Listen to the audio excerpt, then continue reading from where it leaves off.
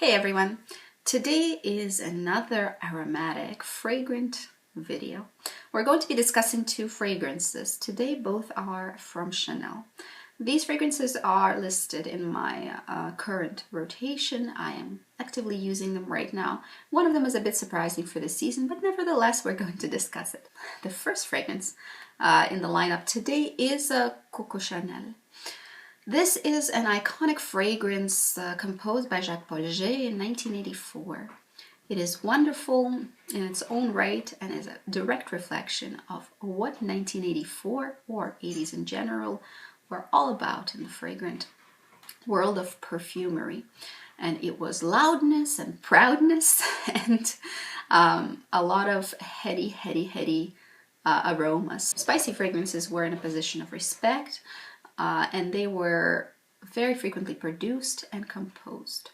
Chanel's answer to this fragrant craze and powerhouse fragrances in general of the 80s was Coco. It is such an interesting gem. I would classify it as an oriental spicy, rather spicy perfume with some echo of fruit, but I will explain what I mean by that. The feelings that this evokes really have to do a lot for me personally with my sort of picture of what 20s were like. 80s really has a lot of references to the early 20th century, especially the 20s, especially when vanillic, sandalwood-based, sultry fragrances really came to be. And Chanel really quotes that very well, which makes it exceptionally timeless because Coco is a perfume without an age. It's a perfume without a face, it's a feeling. The feelings that it evokes within me really have to do with winter. I have worn this fragrance for many years and used many bottles of it up, and always it has to do with winter. It's a warming perfume. The base of amber and sandalwood and tonka bean really creates this sensation of comfort, sensation of warmth. The notes refer me to holidays, Christmas holidays in 1920s England. It smells of anything from mulled wine to pudding to preserves to spicy alcoholic drinks, and completely evokes this feeling of the family gathering around the table after a long absence. There is something very old world about it. There is something very reminiscent of good old times when people wore hats everywhere and people would take steamboats to get places. It's all about quoting this wonderful, slightly bourgeois, but very homey and cozy atmosphere. And it does it very well. The cloves and the cardamom really present Coco to us in a way that is not immediately lovable and recognizable. It is very smooth with the tonka bean and some vanillic tones to it, as well as the grounding in sandalwood and amber, which are very cozy and warming. On top of that, you have the sort of wonderful rose that ties things together. It's very apparent. It's a Bulgarian rose.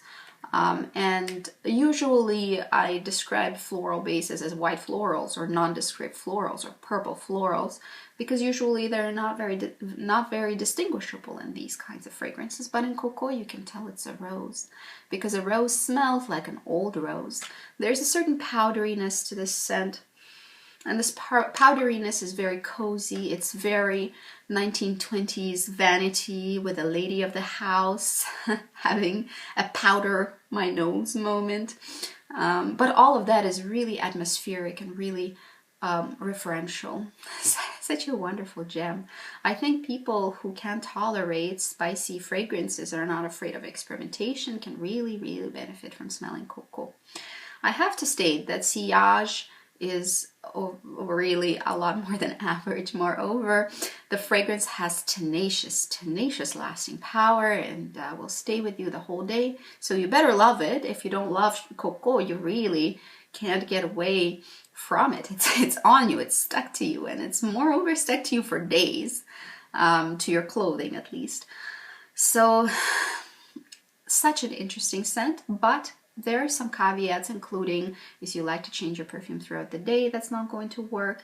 If you are headache prone, this is probably not going to work because it is a powerhouse.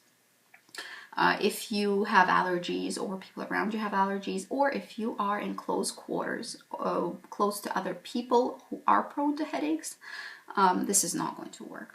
I wouldn't say this is work appropriate unless you're working in a pretty open environment where people aren't going to suffocate around you, because this is not a universally acceptable fragrance. Of course, to me, it's my love, but I do realize that it's quite powerful. And I'm not so sure that it's going to be loved by everyone who smells it.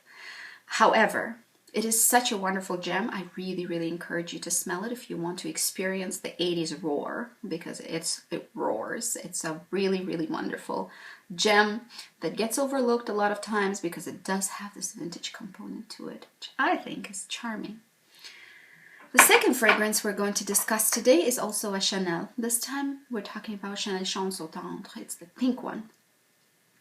Chanel Chance has many fragrances to its lineup. The bottle shape is really a reference to Coco Chanel's superstitious habits.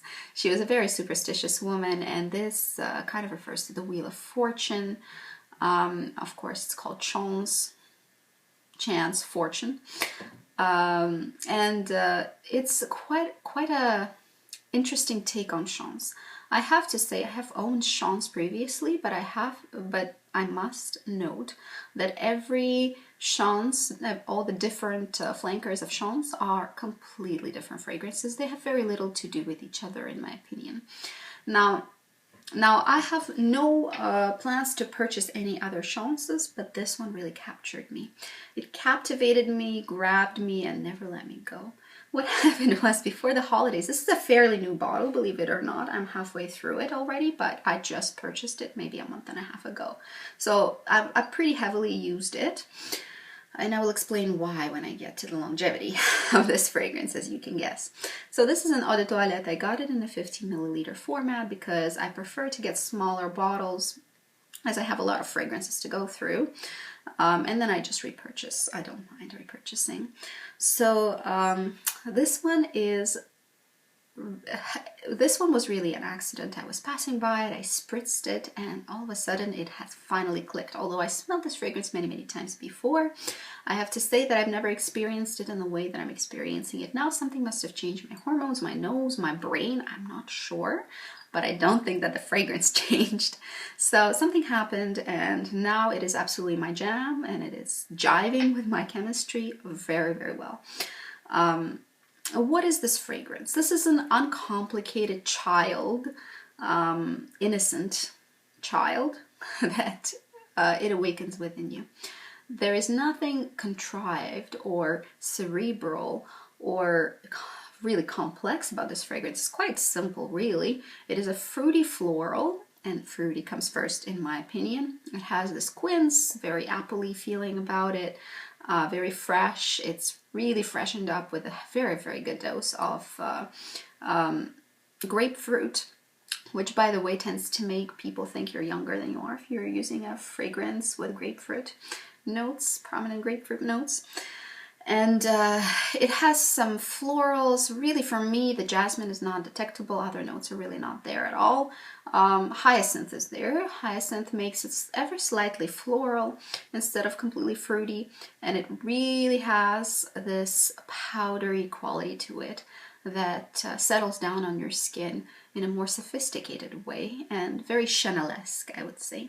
So yes, it's an uncomplicated, girly, very young fragrance. I don't think it's young in a way that nobody over 40 can use it. No, no, no. I mean, it's young because it's fun and it's not complicated, and it's just there and it's smiling. Quite innocent and quite naive in its own way. This is what is attractive about this fragrance. This is what I want this fragrance to be.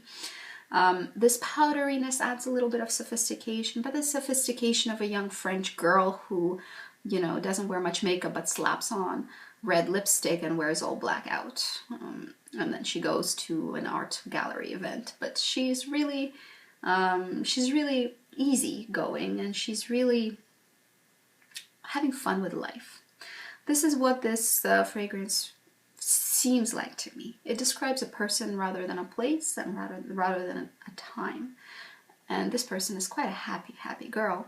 I would say it's a girly fragrance. There's also a bit of a cigarette note to it that comes out of this powderiness. It's extremely subtle and smells nothing like cigarettes, but there is a little bit of a I've been walking by somebody who's been smoking kind of vibe to it, and I think it's quite piquant and it's interesting and fun. I'm not sure what exactly creates this illusion, but it's ever so slight, barely detectable, and kind of fun and just cheeky. This fragrance is a very good find for me. I'm pretty sure that I'll be using it come spring for sure. It's a very springtime fragrance for me. In the summer, very easy to use as well, but in the spring it's lovely. It directly relates to pastel colors in my brain. My brain related this scent to maybe like a lilac. So I encourage you to sniff out Eau Tendre, but don't go looking for anything extremely sophisticated. When you do, it's simple, and the simplicity of it is really what makes it wonderful. That's all I have for you today. Have a good day. See you later. Bye bye.